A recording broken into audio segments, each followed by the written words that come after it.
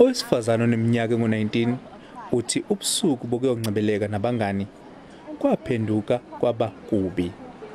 Ngalobusuku walandwa endlini yakhe umngani wakhe owamhambisa emzini oseGlenwood eThekwini. Uthi efika lapha wanikwa iglasi lewayini izelamani. Kodwa kwakhala ucingo lwakhe wasephumela eminyango ekhuluma nalo. Ngemuva kwenkulumo ocingweni wabuyela endlini wafike waphuza iwayini. Emuva kwemzuzwana uthi wazizwa ephelelwa amandla waquleka.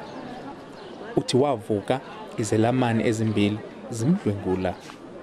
Usola ukuthi kukhona abamfakela khona esiphuzweni.